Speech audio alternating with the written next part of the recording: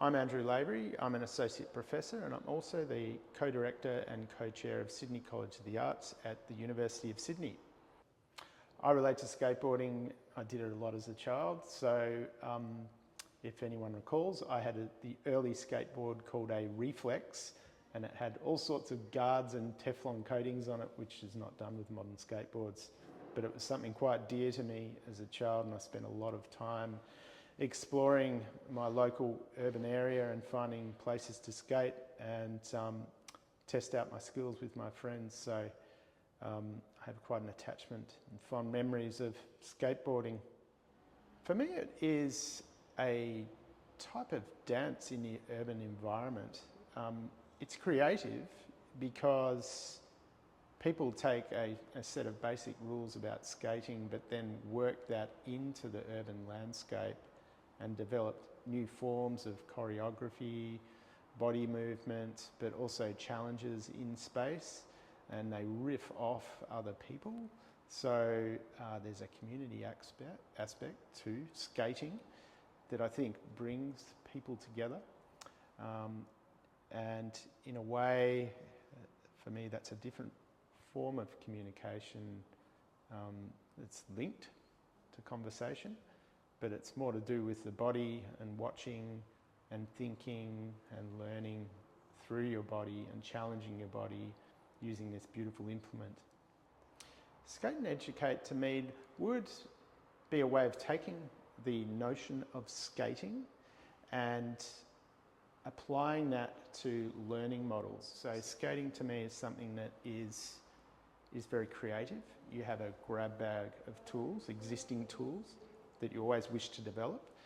And I think there should be a way of taking that to the urban space and thinking about ways of adapting that as an educational model, both as something that's great for your health, but also something that is creative and allows people to learn and think about their learning, but in that very open sense that skaters embrace urban space and create new forms and movements in that space, but also new challenges. And then to think about how that as an educational model might be brought into other areas of education. So that openness, that embrace, that sense of community, how can we capture all of those things as an educational model that's deeply enjoyable to a huge range of people, not just youth, but I see many adults at the skate park. But then to think about, well, how can we make education that enjoyable? How can we take this model and all the elements of what makes skating so great and bring them to other forms of learning? So I should say at the beginning, my work is about wreckage and ruin in urban space, and how that relates to the regeneration and regentrification of urban spaces, particularly really run down suburbs that are on the cusp of regeneration. But what happens there, and what I've observed through my research, is that in these old suburbs, certain cultures begin to creep in before they gentrify. And often that is street cultures, and obviously skaters, graffiti, and then you get the artists and the creatives and so on. So this work is very much about that. It's about the regeneration, but it's about those cultures that creep in and form a really important part of the nub of that regeneration that makes a suburb that was really run down quite cool. So hence we have the skaters. Now I should point out with the wreckage and ruin that this work is made up of wreckage and ruin. It's an old chair, an old Thonnet chair, which I've found in a gentrifying suburb, and unusable. I've pulled it apart, and then I've crafted that into a skateboard deck. And I've obviously found my own trucks, but then I've created some glass wheels.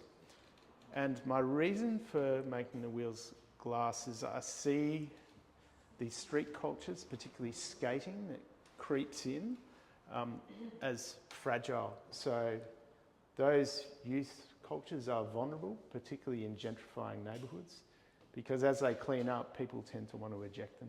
So the graffiti, they want to get that off the walls. And the skaters who are chipping their nice sandstone fences, they don't want them anymore. So it's a fragile balance, and I'm trying to capture that in the work here. So a lot of people, when they view this work, don't realise that my training as an artist was in glass making. So I did a traditional degree called ceramic design at Monash University, where I learnt to blow glass in a lean-to glass hut, and it was a 3-year degree, very detailed in terms of what we learnt. So I learnt to be a glass blower there. And then I did quite a bit of travel overseas to America and Italy, so some great glass schools in America, and then I went to Italy to study hot sculpting techniques, and it's where I learnt some of the techniques to produce these skateboard wheels, which people are always really fascinated by. They want to know how they were made, whether I made them in a mould or in something like that. So no, they weren't made in the mould, they were made with traditional glass hand tools, which have been the same for millennia.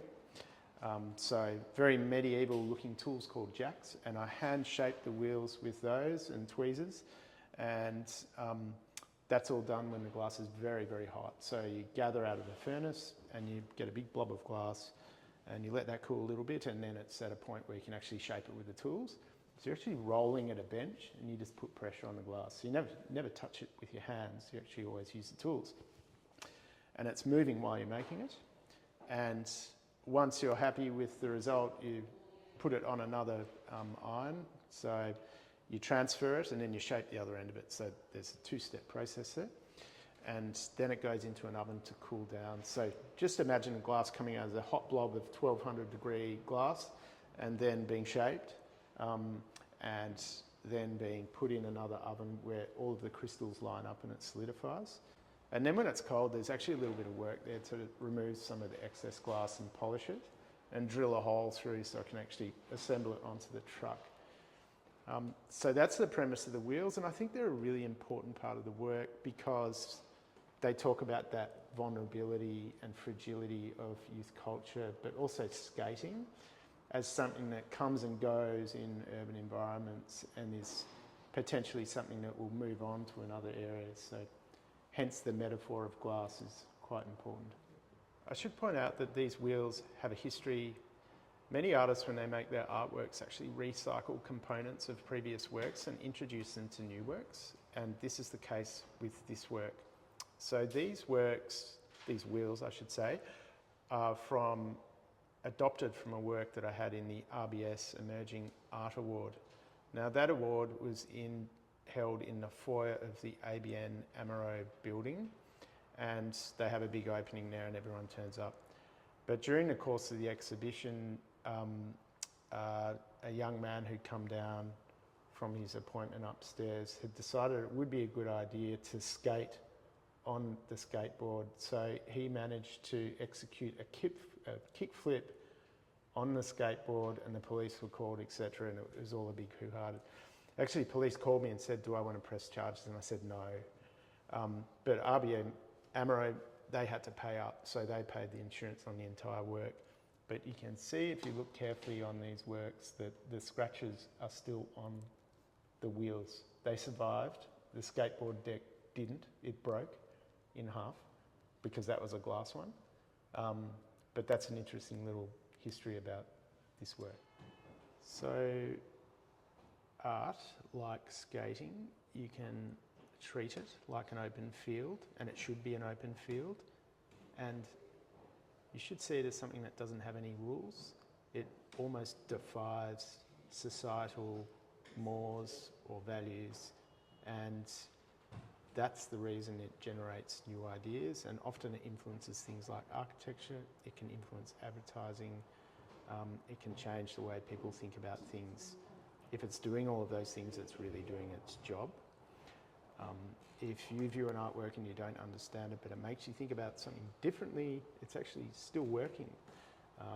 And often art is not understandable and you can't quite grasp it. It doesn't always have to be literal, and that's the beauty of it.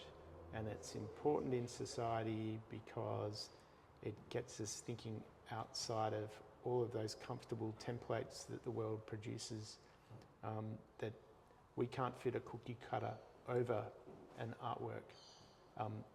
That shouldn't happen. There might be certain cues within it that draw you in. Because your natural perceptual mind will think, well, I want to place something across this, I want to compare something to this. So often there'll be elements in an artwork that do hook you in, for example, a skateboard wheel, but then that twisting of your everyday perception is part of the artwork and an important part of the artwork to get you thinking differently about things. So it could be anything from politics right through to visual perception. That's the job of the artwork, and it can raise questions about things in society, and the artwork might actually become important further along the time scale and become like a pivotal work in history that's speaking about a particular moment in time. But you might not know that while you're looking at it. It might become really famous later on. So obviously all of the obvious things about it's important that in a healthy democracy that we have uncensored artworks. They absolutely should not be censored, and that they're available for people to see and enjoy and to have their world moved in some way.